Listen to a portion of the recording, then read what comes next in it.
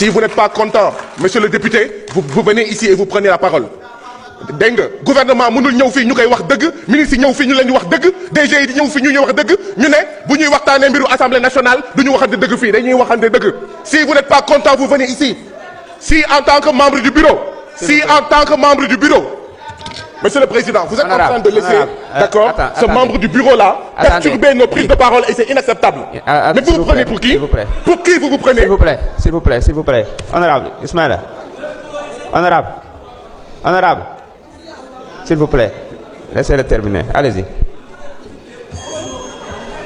Mais il est membre du bureau. Je fais une critique au bureau. Mu ne waruma ko def. Te ministre yi ñëw fii ñu leen di critiquer DG yi ñëw fii ñu leen di critiquer ma ne cette critique là c'est pour améliorer les choses buñ ko defulee li nar a am je dis tous les membres du bureau nag. De ce texte important, je voudrais dire quelques mots à l'endroit des Sénégalais, puisqu'étant un témoin privilégié de tout ce processus depuis le début. Monsieur le ministre garde des Sceaux a rappelé le processus, d'autres l'ont fait. Ça n'a pas démarré avec le dialogue politique. Ça a démarré avec notre serment politique en 2014. Les engagements qui viennent d'être intégrés dans la Constitution adoptée ont traversé tout le parcours politique, nos engagements. Aux élections législatives de 2017, à la présidentielle de 2019, dont j'étais le candidat, aux différentes échéances de 2022, jusqu'à l'élection présidentielle de 2024 et l'élection législative de 2024. Le président de la République a souhaité convoquer un dialogue national. Certains veulent nous faire croire qu'il faut institutionnaliser avant toute réforme, avant toute expression du pouvoir constituant, il faut convoquer. Et ceux qui en font un droit, eux-mêmes ne constituent qu'une minorité dans le pays. À quoi sert un système démocratique qui permet à tout citoyen d'aller à la conquête du suffrage universel, d'avoir une majorité parlementaire et de pouvoir exercer un pouvoir constituant dérivé? Si ce pouvoir devait être exercé par d'autres citoyens, non investi d'une quelconque légitimité sous le couvert de la société civile ou de partis politiques. Le dialogue est important, mais il n'est pas institutionnel. Ce dialogue a existé. Le président a souhaité convoquer un dialogue politique. J'étais de ceux qui avaient dit, et qui lui avaient dit, que le Sénégal n'avait pas besoin, en son temps, de dialogue politique. Nous avions besoin d'un dialogue sur l'économie. Je lui ai dit ça dans son bureau, et je l'ai répété en réunion de bureau politique. Le président a tenu à faire un dialogue politique, auquel Pastef les Patriotes a assisté, au même titre que beaucoup d'autres formations politiques, d'organisations de toute obédience. Il n'y a pratiquement pas une seule disposition de cette réforme constitutionnelle qui n'ait été consacrée par ce dialogue politique. S'il y en a, c'est à la limite une ou deux, pas plus. Tout ce qui a été matérialisé est issu de ce dialogue politique. Parler de dialogue, vous m'excusez du terme, c'est faire de la diversion. Le dialogue a eu lieu. À l'issue de ce dialogue, un rapport a été transmis au président de la République par ceux qui l'avaient mandaté pour conduire ce dialogue. En l'occurrence, Dr Cheikh Gueye et son équipe. Vous avez tous suivi la remise officielle de ce rapport, que nous avons tous. Ensuite, le président de la République a éprouvé le besoin de mettre en place un comité technique constitué de juristes pour transcrire les propositions de ce dialogue en texte. Certains, je peux les citer dans ce comité. Il y avait le professeur Babacar Gaye, le juge Souleymane Teliko, Birame Sène de la DGE, et j'en passe et j'en passe. Cette équipe a pris encore des mois pour travailler sur les textes qu'elle a remis au président de la République également. À l'issue de cette étape, le président m'a fait convoquer, moi personnellement, pour me remettre dans une clé USB l'ensemble des textes qui avaient été rédigés par ce comité et m'a demandé de mettre en place une équipe de travail pour affiner ces textes. J'ai mis en place cette équipe de travail qui a travaillé pendant 4 à 5 mois. Les réunions se tenaient au Petit Palais. Même durant le mois de Ramadan, des journées ont été passées à faire ce travail. Certains honorables députés ici présents font partie de ce comité. Pendant des mois, le comité a travaillé. Des journées ont été passées sur ces textes-là. C'est moi qui fournissais le repas chaque midi. Donc, nous dire que ces textes sont tombés du ciel, c'est faire de la désinformation. Et à l'issue de ce travail du comité, nous avons rendu encore une fois le travail au président de la République, qui a pris son temps de regarder les textes, et particulièrement le texte sur la Constitution. S'il y a tripatouillage, ça vient du président de la République. Parce qu'il a pris le texte, et il a commencé à voir qu'est-ce qui l'arrange et qu'est-ce qui ne l'arrange pas, lui, président de la République. La Constitution n'appartient pas à Bassirou Diomaye Diakhar Faye. Il ne peut pas prendre le texte, regarder article par article et dire que ah non, je ne peux plus déclarer mon patrimoine à la sortie. Non, je veux être président de parti. Sur des engagements pris dans un dialogue politique, pris par le parti politique depuis plus de 10 ans. Des engagements que nous avons portés auprès du peuple sénégalais. Des engagements qui ont été transcrits par des spécialistes du droit en texte. Des engagements qui ont été repris par le comité. Au nom de quoi une seule personne peut se donner la latitude de faire un tri des dispositions qui lui conviennent et de celles qui ne lui conviennent pas. Cela est inadmissible. Le président n'est pas un pouvoir constituant. Le pouvoir constituant, il est là, c'est l'Assemblée nationale, quand il est dérivé, et il est dehors quand c'est un référendum qui est convoqué. Le président n'a pas convoqué un référendum, il n'a pas invoqué l'article 51 de la Constitution. Tant mieux, le pouvoir constituant dérivé s'est approprié de ces textes, les a restitués dans leur pureté originelle. Le président ne s'est pas arrêté à cette étape. Il a choisi ce qui lui convenait dans le texte pour l'amener au Conseil constitutionnel et demander un avis du Conseil constitutionnel. Beaucoup de choses se sont passées entre ces étapes qu'au nom de la raison d'État, je garderai pour moi, pour le moment. Nous devons tous éviter de nous faire parler, parce que nous savons ce qui s'est passé. Nous le savons. Le président sait que nous savons, et ceux qui doivent savoir savent que nous savons. Ce n'est pas normal. C'est tout ce que PASTEF a combattu pendant 10 ans, avec tous les sacrifices qui ont été consentis, que le président a voulu fouler du pied. Ah, j'entends une certaine opposition aujourd'hui se présenter comme défenseur de Bassirou Diomaye Faye, ça nous fait rire. Ça nous fait rire. Mais la nature a un horreur du vide. Quand vous vous séparez de votre âme, de votre base, de votre assiette, de votre assise, évidemment, toutes sortes de récupérateurs vont vous récupérer pour vous orienter vers d'autres causes qui n'ont rien à voir avec l'objet de notre combat. Nous ne pouvons pas l'accepter. Et c'est pourquoi le pouvoir constituant, et je félicite les députés qui ont pris l'initiative, a fait une proposition de révision constitutionnelle conforme à ce qui est issu du dialogue, conforme à ce qui est issu de toutes les réflexions qui ont été initiées, conforme à ce que le comité technique avait fait. À partir de ce moment, le pouvoir constituant s'est exprimé aujourd'hui. Et il s'est fortement exprimé. Fortement exprimé. Nous sommes dans une démocratie. Les choses se règlent dans les canaux qui ont été tracés par les textes. 1/10 des députés ou le président de la République peuvent toujours saisir le Conseil constitutionnel. Le Conseil constitutionnel a une jurisprudence constante, une jurisprudence claire, qui veut que, lorsque le pouvoir constituant s'est exprimé, c'est le peuple qui s'est exprimé, le Conseil constitutionnel ne vérifie que la procédure et les clauses d'éternité. Le Conseil constitutionnel ne sera pas là pour parler de charges nouvelles, encore que ça n'a pas été démontré. Aucune charge nouvelle n'a été créée. Au contraire, avec cette réforme, on va avoir une baisse substantielle des charges de l'exercice de la démocratie au Sénégal. Et c'est pourquoi la question que je me pose, c'est qu'est-ce qui est arrivé? Monsieur le ministre, vous passerez mes salutations fraternelles au président de la République. Nous espérons encore, parce qu'il ne sera jamais trop tard pour revenir à l'essentiel, pour revenir à ce qui fait son âme politique. Je ne pense pas qu'il ait pu autant varier en si peu de temps. En quoi ça peut gêner le président de la République, lui-même qui l'a dit dans une déclaration en tant que candidat, que le président de la République doit déclarer à l'entrée et à la sortie. Il l'a dit, les vidéos sont là. Qu'est-ce qui a changé entre-temps? Lui-même a dit, dans les vidéos qui sont là, lorsqu'on était opposants, et nous tous nous le disions, que le président de la République ne peut pas être président de parti, parce que quand on l'attaque en tant que président de parti, on invoque son statut de président de la République. Qu'est-ce qui a pu changer? Qu'est-ce qui est arrivé à notre petit frère et président de la République, Bassirou Diomaye Diakhar Faye? Qu'est-ce qui lui arrive? En quoi cela peut gêner? Nous, on déclare à l'entrée et à la sortie. Moi, j'ai déclaré en tant que Premier ministre. J'ai 3 mois pour déclarer à la sortie. Et je vais déclarer la semaine prochaine. Pourquoi le président de la République ne déclarerait pas à l'entrée et à la sortie? Quel est le problème? Cette constitution, cette réforme est l'une des plus consolidantes. L'une qui nous permet de faire des pas de géant dans le perfectionnement de la démocratie sénégalaise, dans la transparence dans la gestion publique.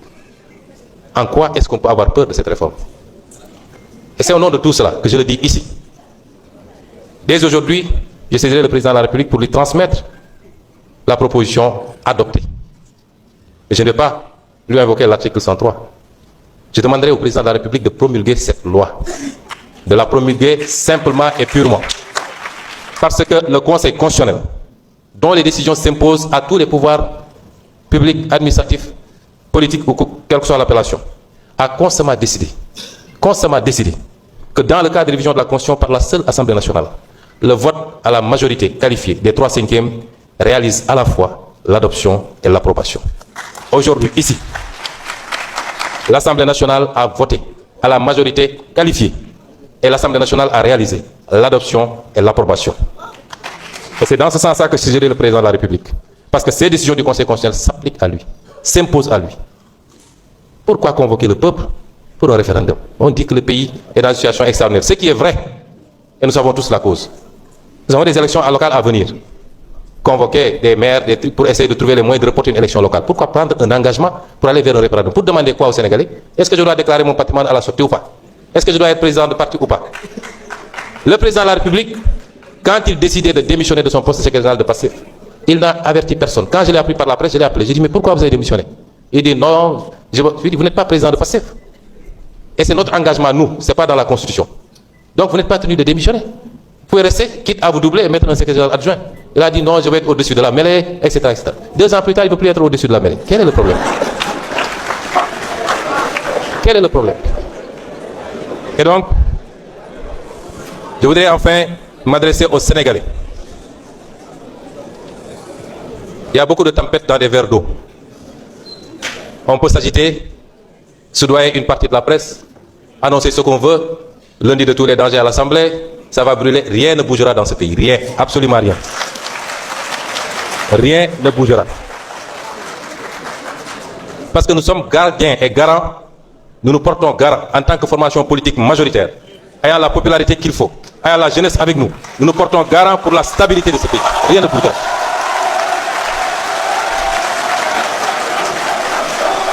Le sujet qui fait basculer l'Assemblée nationale du Sénégal ces derniers moments, la famille, vous le savez très bien, c'est l'adoption de nouveaux lois sur la constitution sénégalaise.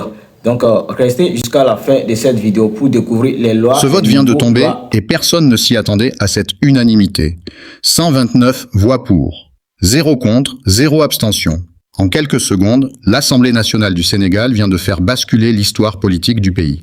Mais derrière ce chiffre parfait se cache une bataille de dealers de 10 ans, des secrets de palais, des trahisons supposées, et une question que tout le pays se pose désormais à voix haute. Qu'est-il arrivé au président Bassirou Diomaye Faye? Ce que vous allez découvrir dans les minutes qui suivent n'est pas un simple compte-rendu parlementaire. C'est le récit d'un bras de fer silencieux entre un chef d'État et son propre camp, entre des engagements pris il y a une décennie et un pouvoir qui, une fois entre les mains, semble vouloir réécrire les règles. Accrochez-vous, parce que ce qui s'est dit ce jour-là à l'Assemblée a fait l'effet d'une bombe. Tout commence en 2014. Un serment politique prononcé par un mouvement encore jeune, encore loin du pouvoir. Une promesse simple, presque banale en apparence. Transparence totale, déclaration de patrimoine à l'entrée et à la sortie du pouvoir. Séparation entre la fonction présidentielle et la direction d'un parti. Des mots qui, à l'époque, ne dérangent personne. 11 ans plus tard, ces mêmes mots sont devenus un champ de mine. Car, entre 2014 et 2024, ce mouvement politique a traversé toutes les étapes. Les législatives de 2017, la présidentielle de 2019, où le porte-parole de ce jour était lui-même candidat, puis 2022, puis l'explosion de 2024, une présidentielle remportée, suivie d'une victoire législative écrasante. Le pouvoir, enfin. Et avec lui, la promesse de tenir ce qui avait été juré devant le peuple. Mais voilà. Une fois au sommet, les choses changent. Le président nouvellement élu décide de convoquer un dialogue national. Une décision qui, en coulisses, ne fait pas l'unanimité. Certains, dans son propre camp, lui auraient soufflé une toute autre priorité. Pas un dialogue politique, mais un dialogue économique. Le pays, disent-ils, n'a pas besoin de débattre de ses institutions, il a besoin de relancer sa croissance. Le message est transmis directement au président, dans son bureau, puis répété en réunion de direction. Le président choisit pourtant son camp. Ce sera un dialogue politique. Ce dialogue va durer des mois. Toutes les formations politiques y participent, sans exception, sans distinction d'obédience. Et au bout de ce processus, un rapport est remis officiellement au chef de l'État, fruit d'un travail collectif mené par une équipe mandatée pour l'occasion. Ce moment est filmé, documenté, suivi par tout le pays. Personne ne peut prétendre l'ignorer. Mais l'histoire ne s'arrête pas là. Le président décide alors de pousser plus loin. Il met en place un comité technique composé de juristes reconnus, chargé de transformer les recommandations du dialogue en un texte juridique solide. Des semaines de travail acharné, un document final remis lui aussi au président. Puis, fait troublant, le chef de l'État convoque personnellement l'un des principaux artisans de cette réforme et lui remet en main propre une clé USB contenant l'intégralité des textes rédigés. Sa mission : constituer une nouvelle équipe pour affiner encore ses dispositions. Cette équipe va travailler pendant 4 à 5 mois. Des réunions interminables, certaines tenues en plein mois de Ramadan, dans un petit palais transformé en salle de rédaction constitutionnelle. Des journées entières consacrées à peaufiner chaque article. Des repas partagés, financés sur fonds propres par celui qui pilotait ce travail. Un investissement humain et personnel considérable, presque invisible pour le grand public, mais déterminant pour la suite des événements. Et c'est précisément là que le récit prend une tournure inattendue. Une fois ce travail achevé, remis une nouvelle fois au président de la République, quelque chose change. Le chef de l'État prend le texte, il l'examine, article par article, et selon les mots employés publiquement à l'Assemblée ce jour-là, il commence à faire un tri. Ceux qui l'arrangent, ceux qui ne l'arrangent pas. La déclaration de patrimoine à la sortie du mandat, soudain moins évidente. La séparation entre fonction présidentielle et direction de parti, soudain négociable. Cette phrase, prononcée en pleine séance, résonne comme une accusation à peine voilée. La Constitution n'appartient à personne en particulier, pas même au président lui-même. Elle n'est pas sa propriété privée, un texte que l'on peut éditer selon ses préférences personnelles. Elle est le fruit d'un engagement collectif porté pendant plus de 10 ans devant tout un peuple. Le ton monte. On rappelle un principe constitutionnel fondamental. Le pouvoir constituant appartient soit à l'Assemblée nationale quand il est dérivé, soit directement au peuple lorsqu'un référendum est convoqué. Or, le président n'a jamais activé la procédure référendaire prévue par l'article 50 et 1 de la Constitution. Il n'a jamais demandé au peuple de trancher directement. Ce qui signifie une chose. Le pouvoir constituant dérivé, celui de l'Assemblée, a repris ses droits, restituant les textes dans leur version originelle, celle issue du dialogue et non celle filtrée par le palais. Mais l'histoire est encore plus dense, car le président, dit-on, ne s'est pas arrêté à cette étape de tri. Il aurait choisi, dans le texte ainsi modifié, certaines dispositions précises pour les soumettre au Conseil constitutionnel, demandant un avis. Une manœuvre qui, selon certains observateurs présents ce jour-là, en dit long sur les tensions internes qui agitent le sommet de l'État. Beaucoup de choses se sont passées entre ces étapes, a-t-on laissé entendre depuis la tribune, sans en dire davantage, au nom de la raison d'État. Une phrase lourde de sous-entendus, prononcée avec une gravité presque palpable dans l'hémicycle. Et c'est là que le discours bascule véritablement dans la confrontation. Nous savons ce qui s'est passé. Le président sait que nous savons. Et ceux qui doivent savoir savent que nous savons. Une phrase répétée presque comme un avertissement, comme si l'orateur retenait volontairement des informations bien plus explosives, gardées pour un autre moment, peut-être pour plus tard. Ce qui frappe les observateurs, c'est la dureté inhabituelle du ton employé envers un président pourtant issu du même mouvement politique. On y évoque 10 ans de sacrifice que le chef de l'État aurait, selon les mots utilisés, voulu fouler du pied. Une accusation grave venant d'un allié historique, pas d'un opposant déclaré. Et c'est précisément cette proximité qui rend les mots si tranchants, si inattendus pour ceux qui suivent donc la politique sénégalaise depuis des années. L'orateur s'attaque ensuite à un phénomène qu'il juge particulièrement cynique. Une partie de l'opposition qui, dit-il, se présente soudainement comme défenseur du président en surfant sur cette controverse. Ça nous fait rire, lance-t-il depuis la tribune, avant d'ajouter une métaphore mordante sur la nature qui a horreur du vide. Lorsqu'un dirigeant se coupe de sa base, de son assise politique originelle, toutes sortes de récupérateurs se précipitent pour l'orienter vers des causes qui n'ont rien à voir avec le combat initial. C'est dans ce climat tendu que des députés prennent l'initiative de déposer une proposition de révision constitutionnelle conforme, selon leurs mots, à tout ce qui était issu du dialogue national, du comité technique, de tous les mois de travail acharné. Une manière, pour le pouvoir législatif, de reprendre la main sur un processus que certains estiment avoir été détourné en cours de route par l'exécutif. Le vote final, 129 voix pour, 0 contre, vient sceller cette reprise en main. Mais la véritable question reste suspendue dans l'air de l'hémicycle. Pourquoi un président, issu du même mouvement, ayant lui-même défendu ses principes pendant des années en tant qu'opposant, déclarerait-il publiquement, sous forme de vidéo toujours disponible, que tout président doit déclarer son patrimoine à l'entrée et à la sortie de son mandat, pour ensuite, une fois au pouvoir, sembler reculer sur cet engagement ? Ce que cette première partie vient de révéler n'est que la surface d'une crise bien plus profonde. Car dans la suite de ce discours, l'orateur va s'attaquer frontalement à la question la plus sensible de toutes. Pourquoi le président a-t-il démissionné de la tête de son propre parti, sans prévenir personne, pas même ses plus proches alliés? Et surtout, que s'est-il réellement passé entre le moment où le texte a quitté les mains du comité technique et le moment où il est arrivé, transformé, sur le bureau du Conseil constitutionnel? La réponse, glaçante par sa simplicité, va être révélée dans la seconde partie de cette enquête. Restez avec nous. Je vous prie d'éviter les manifestations bruyantes. Je vous prie d'éviter les manifestations bruyantes. Rien ne bougera dans ce pays. Les lois qui devront être votées seront votées. Ceux qui veulent faire recours ont des voies de recours. Les décisions s'appliqueront à tout le monde. Et les Sénégalais iront tranquillement à chaque élection choisir ceux qu'ils veulent choisir pour conduire les destinées de ce pays. Il n'y aura aucun grabuge dans ce pays, s'il plaît à Dieu. mbokk yi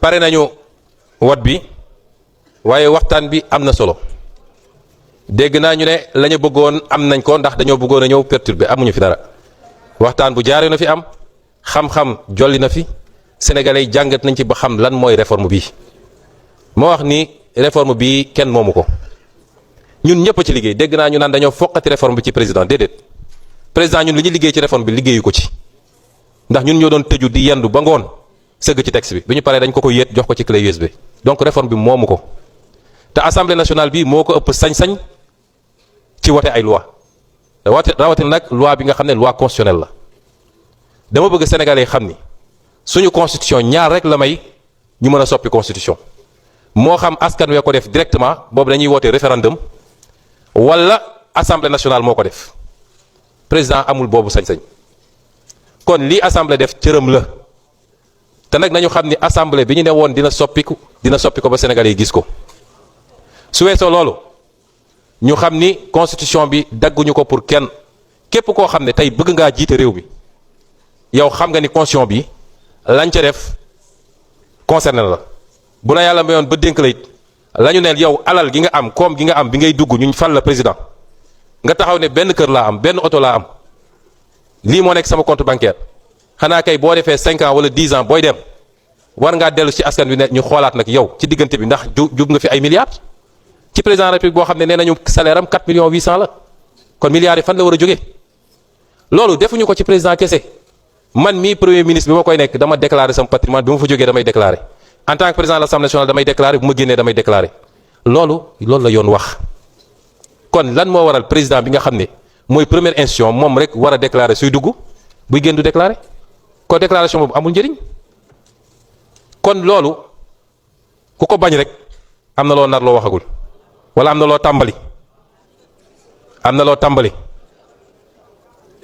te réforme yi nag pour li ñuy wax assainir la vie publique renforcer la transparence day door kese de ndax yaa li dialogue bi defoon yépp comité bi liggéey ci président bu ko àndee wasalaam bu ko àndiwut assemblée dina ko proposer mooy li nga xam ne moo jëm ci parti politique yi seen financement contrôle des comptes de campagne ak organe bi war a organiser élection yi ak yeneen dinañ ko dugal ba ci nag loi bi nga xam ne moo war a contrôler nag les fonds politiques assemblée bi dina ko dugal parce que loolu la ñu waxante woon ak sénégalais yi nun du ñu nekk opposition ne lii ñëw pouvoir wax li safaan wa gor ca wax ja nit métti na yomb na yaa ko waxoon defal te loolu nañ ko continuer président de la République warul jiite parti politique man de fi mu ne nii président parti politique la ki nekk président de la République fi mu toll nii du parti politique te kenn forcé ko woon moo jóg ci coobareem ne bana parce que dafa bëgg a wane ni président dafa war a njaboote ñëpp